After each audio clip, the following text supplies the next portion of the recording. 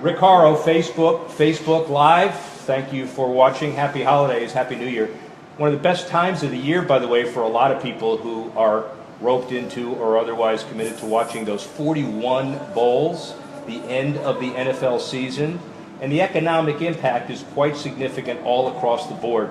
We have a chance to discuss a lot of these issues for our international audience today with patriotic music in the background. We're here at the Capital One Orange Bowl a few hours before kickoff, and they're practicing God Bless America. Before the Michigan-Florida State game, by the way, the game is played at Hard Rock Stadium, a naming deal that was just done by the guy who you'll hear from in a minute, Tom Garfinkel, the CEO and president of the Miami Dolphins, Hard Rock Stadium, and the various other entities involved in sports in South Florida. This is an interesting time because the team made a commitment with Steve Ross, the owner, to get a $400 million stadium renovation done. Bill Sen will describe that to us in a few minutes as well.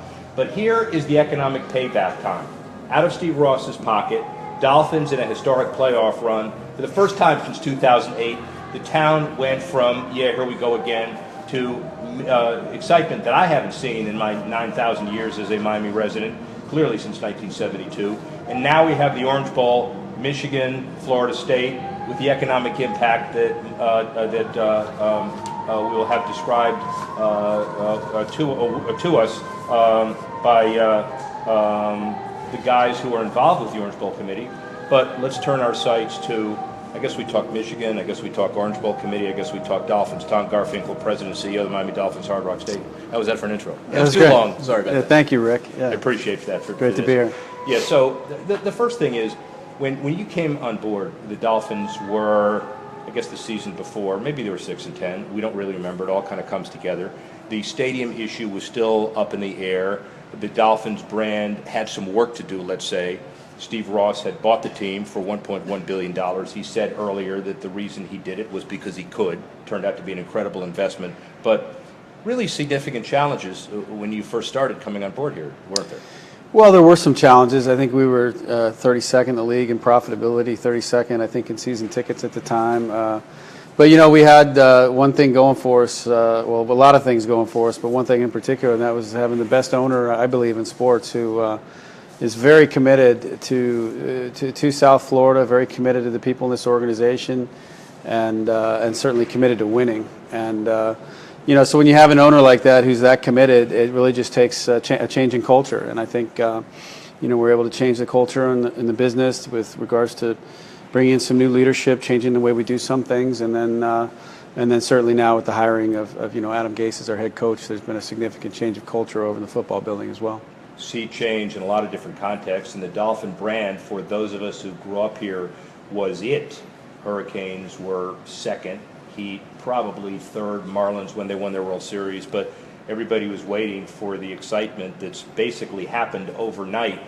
The team, I don't remember the last time the Dolphins had clinched a playoff spot that early. Quite ironically, when the team was 1-4, nobody expected to clinch a playoff spot after week 16, did we? Well, you know, when the team was 1-4, I remember talking to Adam and just saying, hey, just keep doing what you're doing. I think, you know, the big believer in you put the right people in place, you put the right process in place, and eventually the results come. And I think, again, you know, he deserves a tremendous amount of credit, along with, you know, Mike Tannenbaum, Chris Greer, the whole coaching staff over there, in terms of just the process that they've gone about to create a winning culture over there. And look, we still have a long way to go, but these fans certainly deserve it. I know, you know, coming here, one of the things that I'd say was really, you know, not surprising, but even more so than I expected, was just, you know, how loyal and deep and rich the fan base is here for the Miami Dolphins. Deep, rich, as against most people's perception, first generation, second generation, from other places, unlike Steeler fans and Jets fans. But you find the avidity, because the third generation, the second one really didn't have a whole lot of playoff success, but now people are ready to come back really, really quickly, aren't they? Well, you know, I don't even know if comeback's the right word. I don't know that they ever left. Yeah. You know, when I got here, you know, we sold out every game last year during a 6-10 season, and you know, we have a great business team, leaders here that are proactive about how we go about selling out the stadium and everything. But at its core was this incredible fan base who was there with us through thick and thin. And you know, making the playoffs is a nice thing. It's something we haven't done in a long time. It's certainly a step forward, but By no means are we near the mountaintop. I think everybody in the organization, being around Adam right after the Bills game, and he wasn't happy. So even though we had just won the game, so standards are high around here now, and the goal clearly is to bring back the winning tradition and honor that of the Miami Dolphins, of Coach Shula and all the great players that were here, and that's what everybody's working hard to do. Dolphin fan first and foremost, quasi-journalist, I don't know what you call me second, but the bottom line is we have to be a little objective about things, especially also, by the way, since this is going to New England, and they'll be watching this as well, so it'll be an interesting Sunday. The really key factor to this has been Steve Ross's unparalleled, in my business, commitment, never seen anything like it, of spending effectively $400 million out of his own pocket.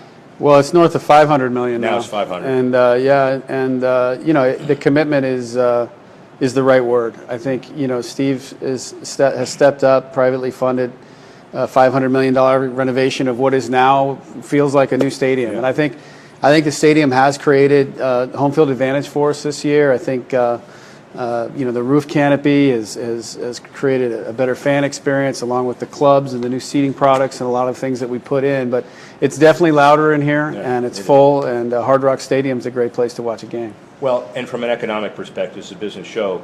There are a lot of people who are uninformed who would say, well, you got with $250, I don't know what the number is that you'll talk about, from Hard Rock, and therefore you paid for some of that, and then you get money back from other places, and therefore you pay for it. Well, but the answer is the places that have the public dollars that are the norm, these are dollars that could have gone into other aspects of a franchise, player development and the like. So this is a risk that is largely unprecedented around the country. Well, it was a big bet, to be sure. When I first got here, I think I sat down with Steve and wrote a long memo and kind of said, hey, I hope this isn't my Jerry Maguire moment, but if you're going to fire me, right now. I haven't bought a house yet. So we sat down and talked about it, and basically put together sort of a business plan to say, let's fund this privately, and here's the time frame we can pay you back, and here's how we're going to go about that. And the challenge was to not have PSLs like a lot of stadiums, and to keep a sense of affordability. So we still have thousands of seats in the upper deck, for example, for season ticket members that are $45. So we had to come up with a different strategies, do some things that hadn't been done before. Certainly a new naming rights deal is helping, and then Hard Rock's just a fantastic partner, a great brand fit for us. And with some of the luxury seating products and some of the things we've done, we've been able to generate a lot more revenue, and then creating some scarcity, taking out some seats, and then dynamically pricing some tickets and doing some different things that has enabled us to grow ticket revenue quite a bit. And Bill Sen will take us on a little bit of a tour at the end of this after Eric Palms and after your interview.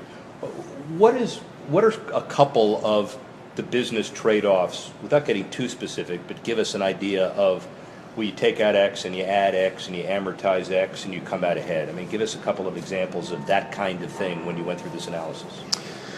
Well, I think, you start with the fan experience and wanting to create a great place for people to see games. I think if you can create more intimacy, more services end to end, everything from ingress and egress in and out of the stadium to the security to the concessions to, there's some sections of seats where we took out seats and put a little table in between two seats. Right. And that's non-intuitive because you're basically reducing capacity and therefore revenue. But if you create a different experience and different seating products where everything's not the same, then you can price it up and down the spectrum. And some people really prefer having that little table there, for example. So I think putting in bridges and tunnels is on the horizon here. We're hoping that's something we can do to really improve getting people in and out of the stadium.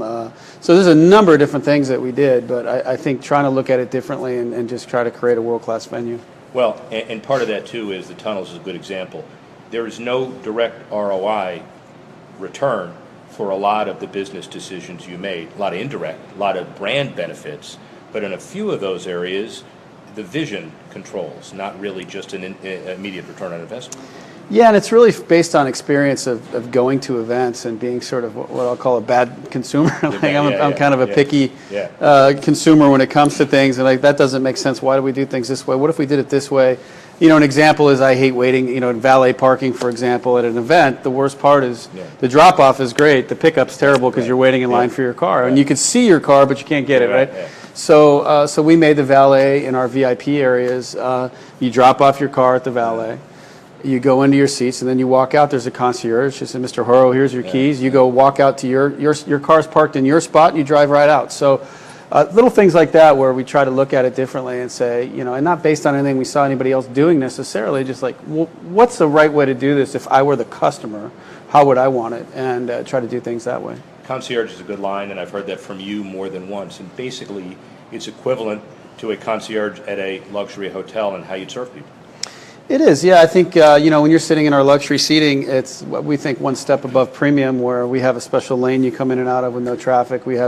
You can sit in your seat and order a Dan Marino jersey or a Ryan Tannehill jersey from the team shop, and it's delivered to your seat. I think, some of those things, you can't do that in 65,000 seats, but you can do it in 900 when people are paying for those types of services. And then at the same time, we want to create affordability and a great experience for the folks that are paying $45 for their tickets in the upper deck, who are now in the shade, now have better concessions. We have 72% more women's bathrooms, 27% more men's bathroom stalls.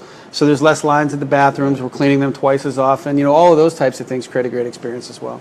Before we get to the Orange Bowl committee and the synergy with that, contiguous development plans. This is going back to Boston and obviously Patriot Place in Foxborough, second to none as far as what the Crafts have done.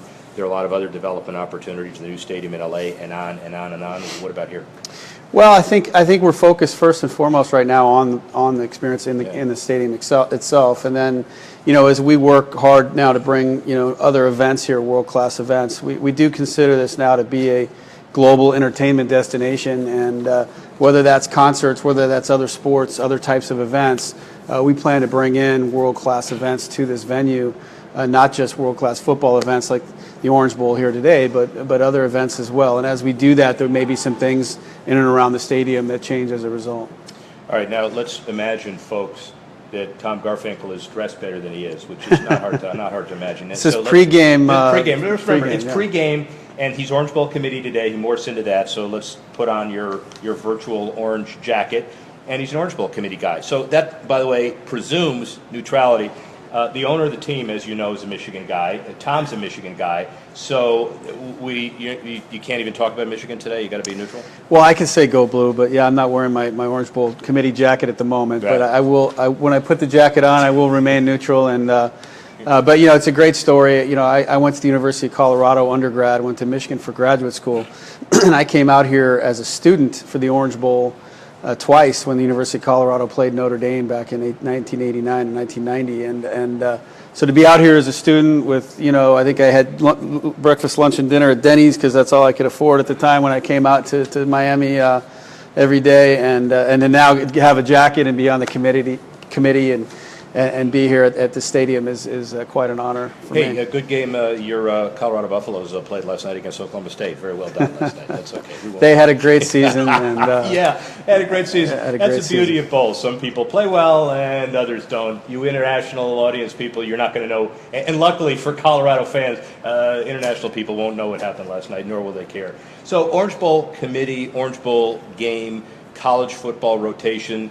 How important is the stadium in the long-term development of this as a major college football venue as well? I think it's very important. I think you can ask Eric that when you meet with Eric, but I think that certainly when fans come in for this game, some of the things that we've done to the stadium, I think you don't really understand until you experience them. So some of the luxury seating, some of the canopy itself, the look and feel of the stadium, the video boards, the new audio system, everything that's here.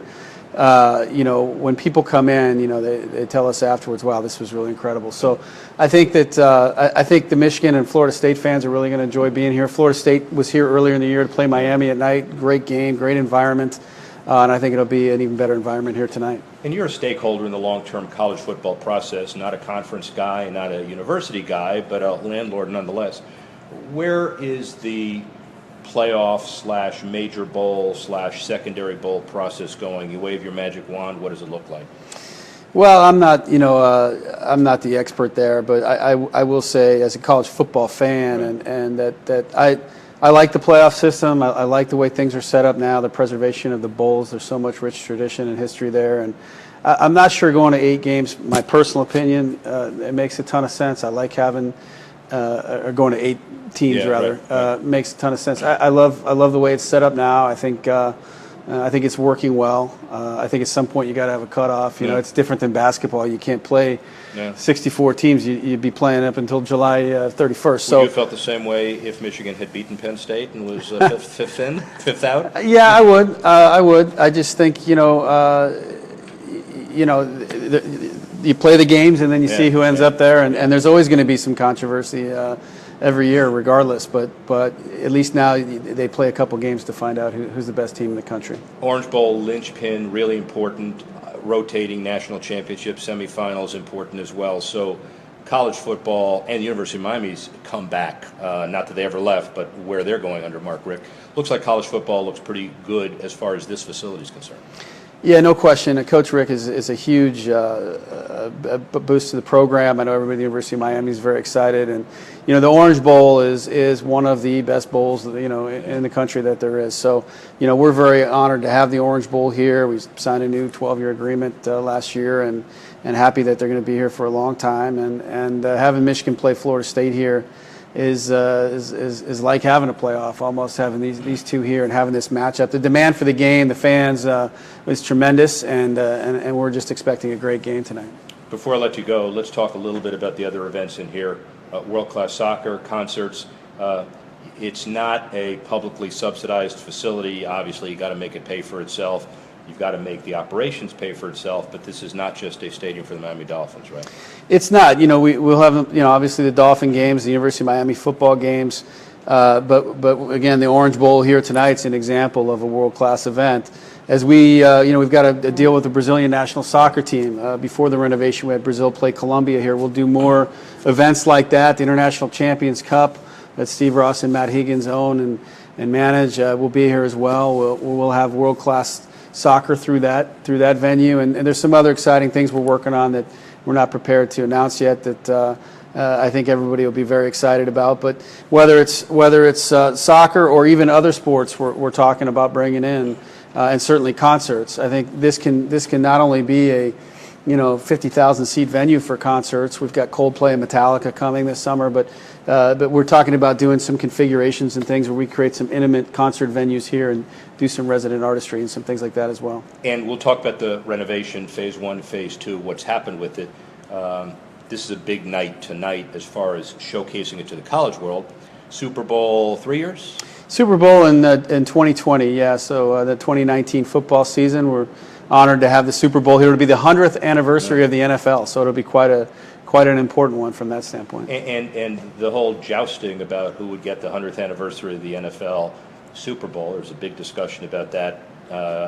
Very significant brand extension to have that championship game played here.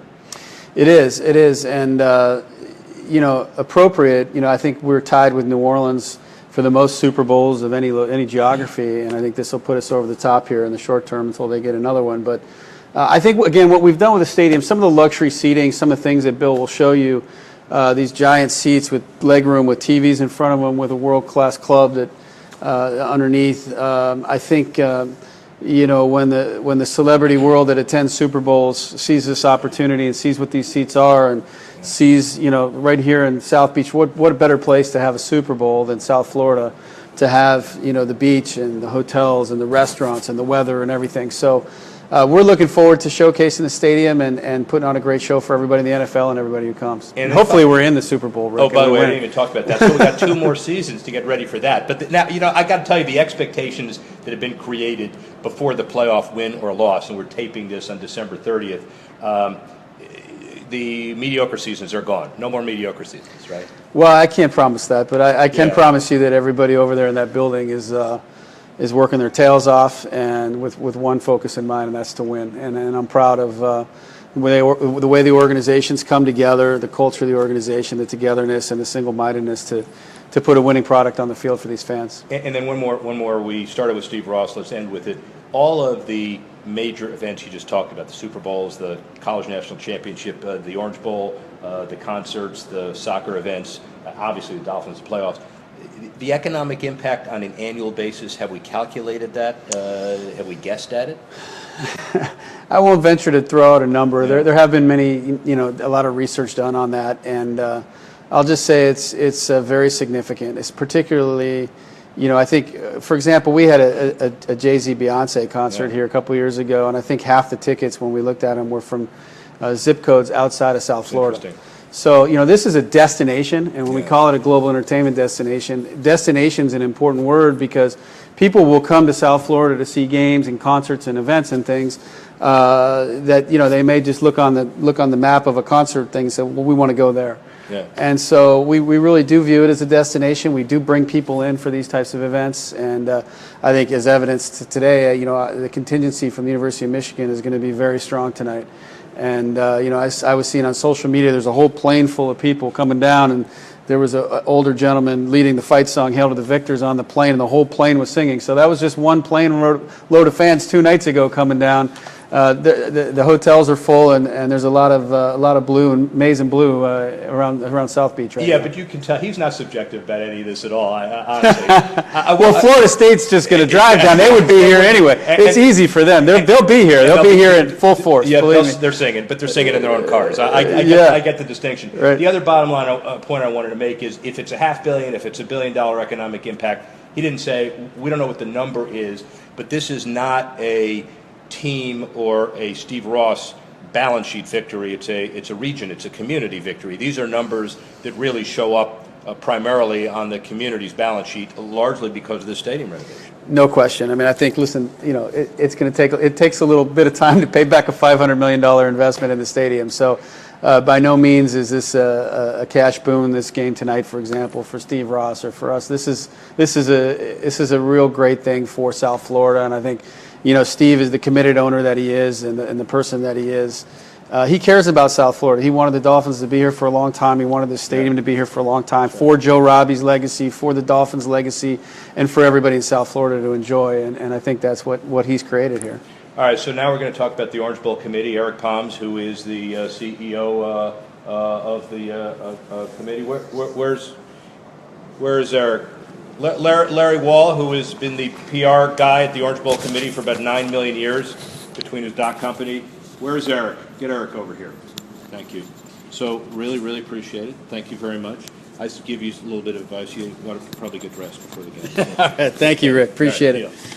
All right, next victim.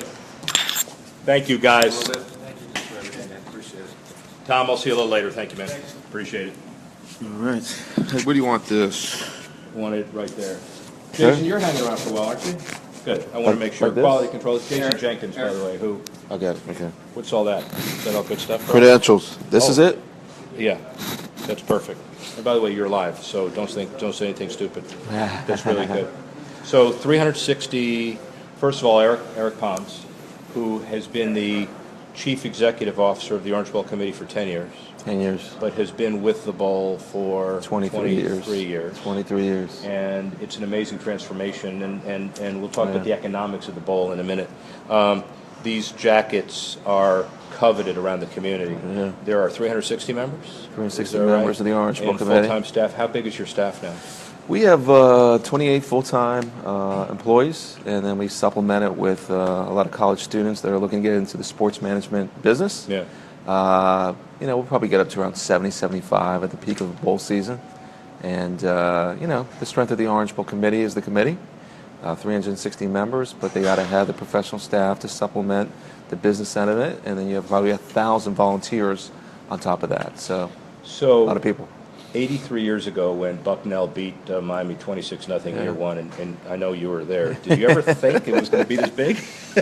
In my office, there's a picture. There's a picture of that game, Yeah. and the bleachers that were in place on Biscayne Boulevard for a parade pretty much made the footprint in the stadium.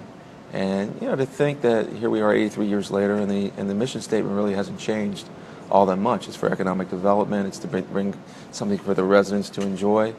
And I once heard I read a piece on Red Arrow back when he was with the Boston Celtics, and they talked about the early years that he was there, and running scores and getting people to run anything about the Celtics he could. Yeah.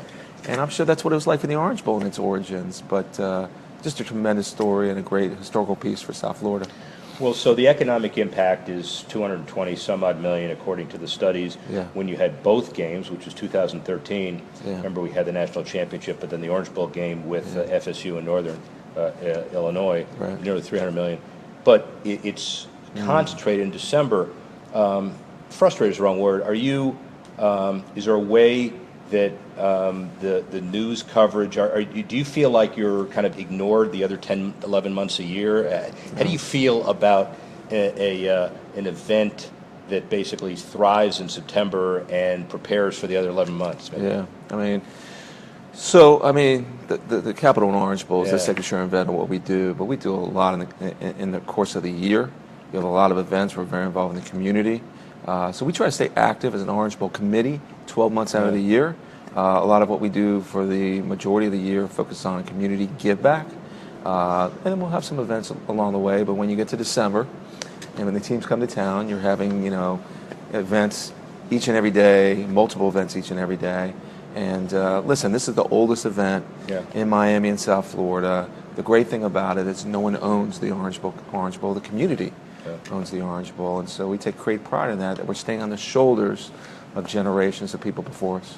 Do you feel like the brand is as vibrant as it was 20, 30 years ago internally? Has it been diluted a bit because now there are 41 bowls? How do you feel about that issue? It's a great question. I think, listen, postseason college football has evolved incredibly in the last 25 years, starting with the Bowl Coalition, the Alliance, to the 16 years of the BCS, and now the CFP. And these bowl committees, particularly the historic ones that are nonprofits, it's a community-based organization. So our role as an organization in this world has evolved with those changes. But I would say this, where we're sitting right now in the college football playoff has kept the game as relevant as ever. We have a semifinal every 3 years. We have a Capital and Orange Bowl in this game right here. It's two of the great programs in college football. So in the end, we found our place, and I don't think we've ever been healthier, but I do believe we've had to adapt to what postseason college football has arrived at, where the commissioners of these major conferences saw postseason going. And to their credit, they respect and they embrace the history and tradition of the rose, the sugar, the orange, the cotton, etc. Well, but those four are big deals. Yeah. The parameters, the structure under which you operate, 12-year extension of the deal at Hard Rock for you, so you've got your venue. Right. What's your Capital One deal? Well, the way it works is the bowls, the six semifinal bowls. When we don't play games, we have a traditional arrangement. And in the end, we extend our rights to the system, and the system in turn sells it to a partner, which is ESPN, and the ESPN, as part of that deal, goes and gets the title sponsors of our respective games. Now, in concert with that, there is a local agreement which goes 6 years. We're in year 3 of the 6 years. It's been tremendous. Capital One is one of the great sponsors you ever could have. They invest. They are very creative. They're very proactive in what they do, as you can see out here in the stadium today. And we're really fortunate to have Capital One, and we're very fortunate to have another 9 years after this in the system. Well, and that's a very important point, I think, just to slow down and emphasize for our international audience and our sports fans who think, well, this was a great year. Maybe 6 teams should have. So let's go to 6. Well, maybe next year let's go to 8. This is a very complicated structure. It has 5 or 6 agreements you just even talked about. The master assignment to ESPN, the finding Capital One, the replacement back. So it's not that easy to just pick up one day and say, let's go to 8, let's go to 6. Yeah, there's a lot to it. I mean, from the Bulls' prism, obviously, you want to maintain the best possible position you can. But you look at it from a 50,000-foot view, it's evolved quite a bit. I mean, I came here 25 years ago, and where it went from the iterations of the coalition to the alliance and the adjustments through the 16 years of the BCS and now the college football playoff has been amazing. But I do think, in the end, college football has always been deliberate, thoughtful, to take that next step of where they want to go. I think it's pretty healthy, as evidenced by not just the semifinal games that are taking place and the championship game in Tampa the following week, but look what's going on in Pasadena, look what's going on here in South Florida. It's pretty exciting. Joseph Posada, our executive producer, who is holding the camera. Everything okay? No problems? Good. Okay, good. We can keep talking. That's all right, because he's flexing his muscles a little bit. That's really important. You're full-time, we talked about it a little earlier, the December is the time you shine, but you really have a 365 a year job. The $7 million that you've raised and spent over 15 years for youth sports. Tell us a little bit about what you do for facilities and youth sports in the community during the year. Yeah. Well, being here 83 years, I think the Orange Bowl Committee's always had a sense that by virtue of the success of the game, we're able to give back in the community in a meaningful way. And in the late 90s, we had a focus getting really involved with youth football. And so we're involved with, I think 11 leagues right now that span, from the Treasure Coast down to Key West, out to Naples. And we want to give back. We don't run leagues. We just help them have the resources to do what they need to do to promote the great game of football, great emphasis on best practices and so forth. So we're involved with youth football and cheerleading. Along the way, we decided that periodically we wanted to do legacy gifts, which meant to go into some parks in the South Florida area and take a facility that was really struggling and put an incredible facelift to it. And so we've done 3 to date. We have a 4th one that we just announced. The first one was Moore Park, which is where before there was a 1935 Orange Bowl game with Bucknell and Miami. Yeah, that's where it was. There were 2 games called the Palm Festival, and Moore Park. We went in there and did that. It was a partnership with the city of Miami. It was a $5.6 million project, and then we went to Carter Park in Fort Lauderdale. And last year we finished Ives Estates right near by the stadium here. And we just announced in Harris Field in the city of Homestead a partnership to do a $2.1 million renovation. So for us, it's incredibly important to give back. And really, truly, this game, the Capital and Orange Bowl, the success of it puts us in a position to do meaningful things.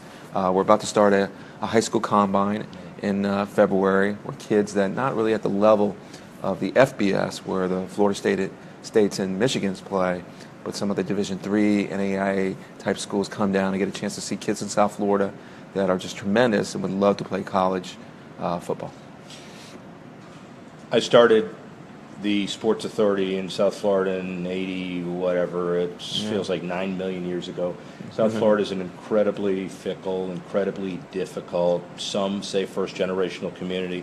But one of the things that's always transcended has been the civic obligation and the gold-plated nature of the Orange Bowl Committee. The Orange Bowl Committee has always been one of those groups that is a CEO level. You don't get on it because you want to be on it. You get on it because you earn it. Right. And it's one of the few organizations where you have the power basically to do good if you want to take it to the next step. So you feel some kind of an ongoing civic responsibility to carry the weight of the membership to do other good stuff, I assume. That's right. Well, credit to our leadership. I mean, we have a professional staff of which I'm involved in, but you really admire that sense of civic responsibility that the Orange Bowl Committee has. We have great partners in the counties that are down here: Miami-Dade County, Broward County, Palm Beach County. They're all tremendous supporters of what we do, and we've had to evolve as a community because there's a lot of competition out there. You mentioned the bowls before. Yeah. When I got to the Orange Bowl Committee in the early 90s, I think there was 15 bowl games, and as you mentioned, now we're up to 40. And that's great for the system. It's great for a lot of schools to get an opportunity to play, but it changes the business proposition. So you've got to make it a regional effort. We feel we're a South Florida organization, and we got to compete. And with the change in the structure, now you have a college football championship game that's bid out, and it doesn't come to bowl games anymore. It comes to a region. So in the end, we depend on the partnerships we have with the Miami Dolphins at the stadium, with the counties, and we've always felt that it's important that all those pieces are aligned. You like the new stadium? It's incredible. I mean, we're one of our great partners in anything we do is the Miami Dolphins, and here at Hard Rock Stadium, and there was an effort that went on before. Yeah. Ultimately, these final plans became a reality, and I think everybody knew it was going to be a tremendous upgrade. I don't think anybody really envisioned how amazing it is, and I'm a Miami Dolphins season ticket holder and come to a lot of University of Miami games as well, and it's a game changer, and it's going to help us with the Capital One Orange Bowl, and certainly going to help us with our bids to bring a college football championship game to South Florida. No doubt. Bill Sen, get over here. You know, one of the things that I want, and you're going to take us on a tour in a second, and then we're going to dismiss Eric to go shake some hands and generate some support. Yeah. But, you know, this place used to be all orange seats, and somebody led the campaign to make them blue. What happened? Why are they blue now? Well, there's two colors to the Dolphins who I love, which is aqua and orange, so we have no problem with that. As you can see with our decor, we bring out the orange very well. But I got to give Bill credit. I mean, we visited very early on, and what this has done for events like the Capital and Orange Bowl, it's a game changer. And I can tell you, just reading the tea leaves with Michigan fans and Florida State fans all week, and talking as the build-up's here, they're excited to be in this building. It's as good as any building, and I see a lot of them in what I do.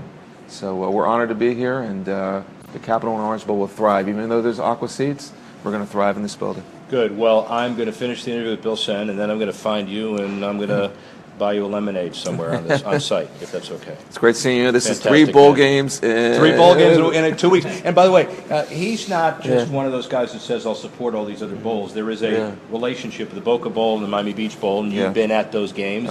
Obviously, it's a great example of tide rising, lifting all boats. You know, we're so proud of postseason college football being here in South Florida, what ESPN's doing with the Boca Raton Bowl, what the American Athletic Conference is doing with the Miami Beach Bowl. We just want to be part of it all, and we're honored to do so. Awesome. All right. Thank you. Get out of here. I'll see you in a few All minutes. right. Bill Sen now. Eric Palms, thank you very much. All right. Take care. Okay. Awesome. By the way, kudos yet again for the 3rd time. Jason Jenkins is one of the top 5, 6, 20, 30 public relations guys in the history of the NFL, and just a shout out to him for facilitating this. How was that? I think, ladies and gentlemen, I think I'm going to hear about that in a couple of minutes. So, Bill, first of all, Senior Vice President of Stadium Renovation. Correct. That's a great title.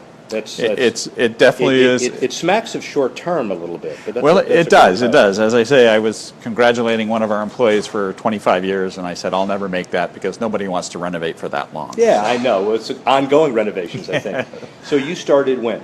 I started in November of 14, just Okay. as we were getting ready to start the construction And the work. funding was in place, so I guess the argument is Steve had his checkbook out and whatever you need, but don't go overboard and get what you need to be done. Right, absolutely, and you know, we're very fortunate that we have a very giving owner who has decided that he's wanted to invest in the stadium and make it the best stadium that we can possibly make. Yeah. So, all right, so let's go out there Sure. for a couple of minutes out in the 9.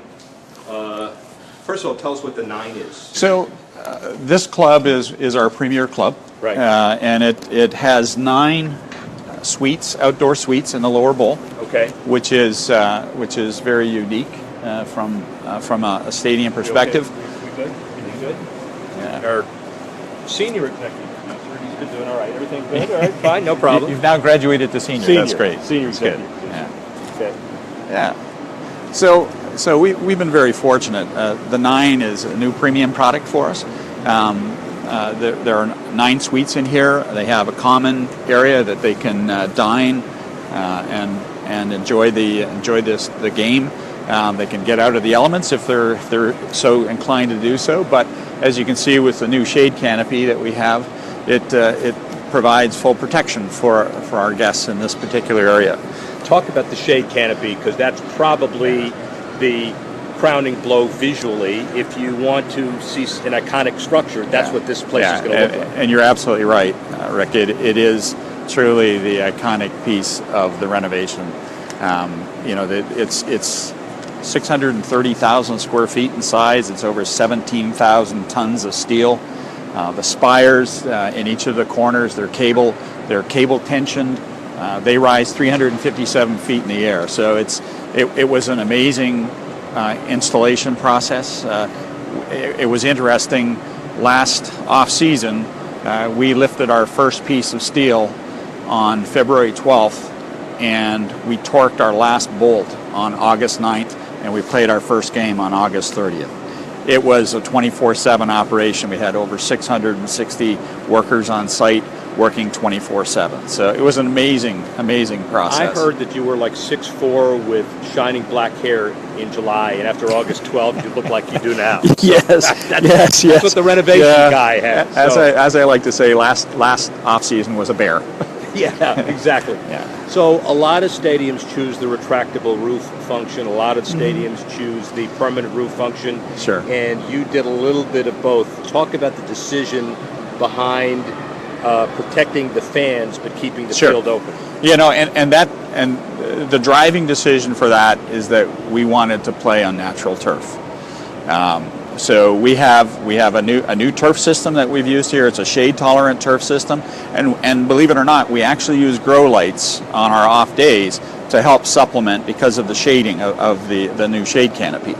But that was a driving force. We wanted to play in the elements, but we also wanted to provide a good, safe, and pleasant environment for our fans to sit in. As you know, Rick, if you sit out in the sun in the midsummer, it's very hot. So what the shade canopy does in August and September, early August and September, it protects and shades approximately 92% of our guests.